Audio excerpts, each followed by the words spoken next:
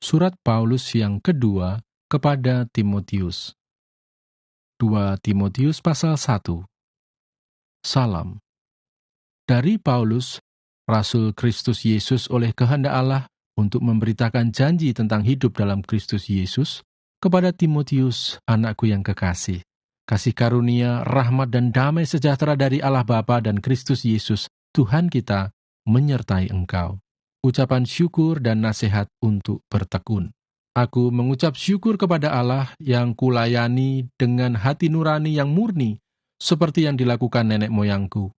Dan selalu aku mengingat engkau dalam permohonanku, baik siang maupun malam. Dan apabila aku terkenang akan air matamu yang kau curahkan, aku ingin melihat engkau kembali supaya penuhlah kesukaanku. Sebab aku teringat akan imanmu yang tulus ikhlas, yaitu iman yang pertama-tama hidup di dalam nenekmu Lois, dan di dalam ibumu Eunike, dan yang aku yakin hidup juga di dalam dirimu.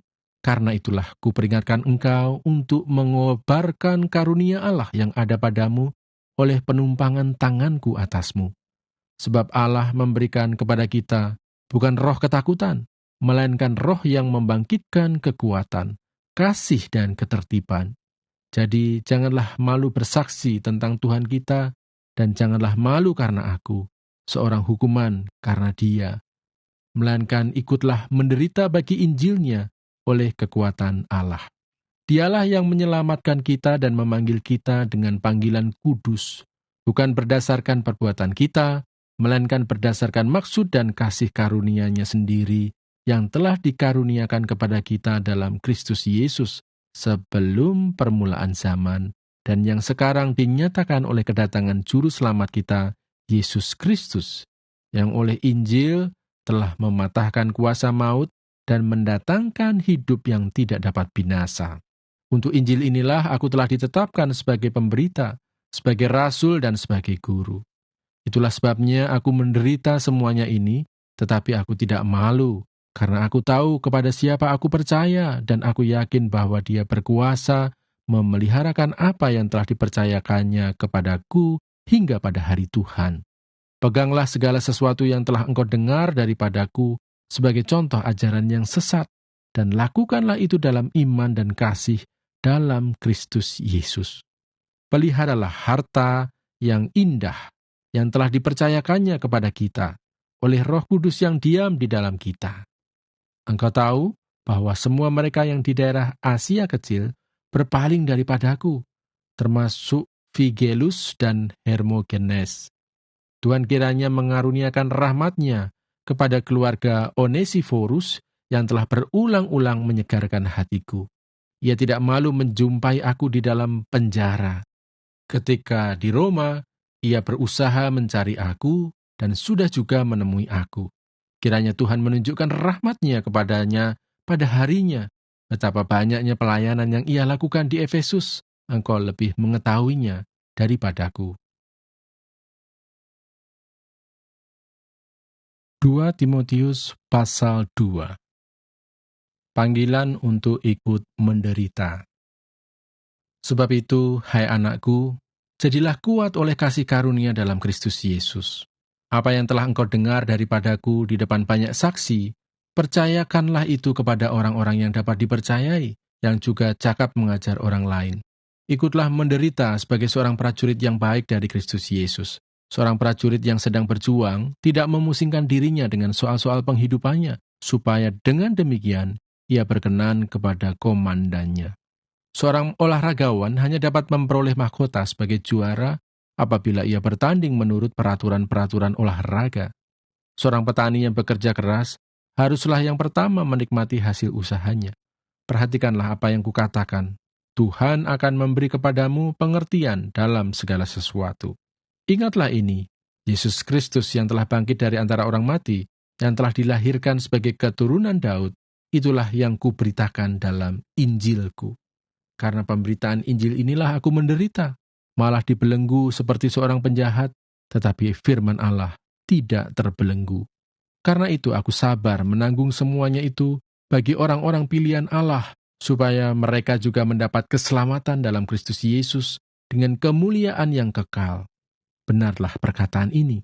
Jika kita mati dengan Dia, kita pun akan hidup dengan Dia. Jika kita bertekun, kita pun akan ikut memerintah dengan Dia. Jika kita menyangkal Dia, Dia pun akan menyangkal kita. Jika kita tidak setia, Dia tetap setia, karena Dia tidak dapat menyangkal dirinya. Nasihat dalam menghadapi pengajar yang sesat. Ingatkanlah dan pesankanlah semuanya itu dengan sungguh-sungguh kepada mereka di hadapan Allah, agar jangan mereka bersilat kata, karena hal itu sama sekali tidak berguna, malah mengacaukan orang yang mendengarnya. Usahakanlah supaya engkau layak di hadapan Allah sebagai seorang pekerja yang tidak usah malu, yang berterus terang memberitakan perkataan kebenaran itu. Tetapi hindarilah omongan yang kosong dan yang tak suci, yang hanya menambah kefasikan. Perkataan mereka menjalar seperti penyakit kanker. Di antara mereka termasuk Himeneus dan Filetus, yang telah menyimpang dari kebenaran dengan mengajarkan bahwa kebangkitan kita telah berlangsung dan dengan demikian merusak iman sebagian orang. Tetapi dasar yang diletakkan Allah itu teguh dan meterainya ialah Tuhan mengenal siapa kepunyaannya. Dan setiap orang yang menyebut nama Tuhan hendaklah meninggalkan kejahatan. Dalam rumah yang besar bukan hanya terdapat perabot dari emas dan perak, melainkan juga dari kayu dan tanah. Yang pertama dipakai untuk maksud yang mulia, dan yang terakhir untuk maksud yang kurang mulia. Jika seorang menyucikan dirinya dari hal-hal yang jahat, ia akan menjadi perabot rumah untuk maksud yang mulia. Ia dikuduskan, dipandang layak untuk dipakai tuannya, dan disediakan untuk setiap pekerjaan yang mulia. Sebab itu jauhilah nafsu orang muda, kejarlah keadilan, kesetiaan, kasih, dan damai bersama-sama dengan mereka yang berseru kepada Tuhan dengan hati yang murni. Hindarilah soal-soal yang dicari-cari, yang bodoh dan tidak layak. Engkau tahu bahwa soal-soal itu menimbulkan pertengkaran, sedangkan seorang hamba Tuhan tidak boleh bertengkar, tetapi harus ramah terhadap semua orang. Ia harus cakap, mengajar, sabar, dan dengan lemah lembut dapat menuntun orang yang suka melawan. Sebab mungkin Tuhan memberikan kesempatan kepada mereka untuk bertobat dan memimpin mereka, sehingga mereka mengenal kebenaran. Dan dengan demikian, mereka menjadi sadar kembali, karena terlepas dari jerat iblis yang telah mengikat mereka pada kehendaknya. 2 Timotius pasal 3. Keadaan manusia pada akhir zaman. Ketahuilah bahwa pada hari-hari terakhir akan datang masa yang sukar. Manusia akan mencintai dirinya sendiri dan menjadi hamba uang. Mereka akan membual dan menyombongkan diri. Mereka akan menjadi pemfitnah. Mereka akan berontak terhadap orang tua dan tidak tahu berterima kasih. Tidak mempedulikan agama, tidak tahu mengasihi, tidak mau berdamai, suka menjelekkan orang, tidak dapat mengekang diri, garang, tidak suka yang baik, suka mengkhianat, tidak berpikir panjang, berlagak tahu, lebih menuruti hawa nafsu daripada menuruti Allah. Secara lahiriah, mereka menjalankan ibadah mereka, tetapi pada hakikatnya mereka memungkiri kekuatannya. Jauhilah mereka itu, sebab di antara mereka terdapat orang-orang yang menyelundup ke rumah orang lain dan menjerat perempuan-perempuan lemah yang syarat dengan dosa dan dikuasai oleh berbagai-bagai nafsu, yang walaupun selalu ingin diajar, namun tidak pernah dapat mengenal kebenaran.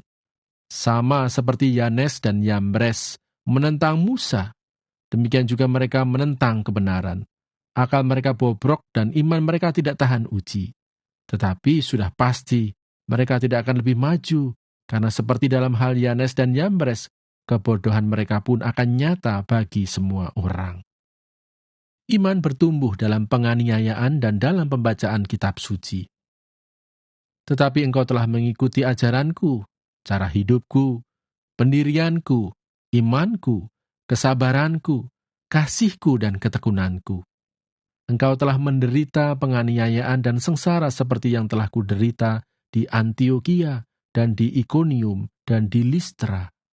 Semua penganiayaan itu kuderita dan Tuhan telah melepaskan aku daripadanya. Memang setiap orang yang mau hidup beribadah di dalam Kristus Yesus akan menderita aniaya, sedangkan orang jahat dan penipu akan bertambah jahat. mereka menyesatkan dan disesatkan. Tetapi hendaklah engkau tetap berpegang pada kebenaran yang telah engkau terima dan engkau yakini, dengan selalu mengingat orang yang telah mengajarkannya kepadamu. Ingatlah juga bahwa dari kecil engkau sudah mengenal kitab suci yang dapat memberi hikmat kepadamu dan menuntun engkau kepada keselamatan oleh iman kepada Kristus Yesus. Segala tulisan yang diilhamkan Allah memang bermanfaat untuk mengajar, untuk menyatakan kesalahan, untuk memperbaiki kelakuan, dan untuk mendidik orang dalam kebenaran. Dengan demikian, tiap-tiap manusia kepunyaan Allah diperlengkapi untuk setiap perbuatan baik.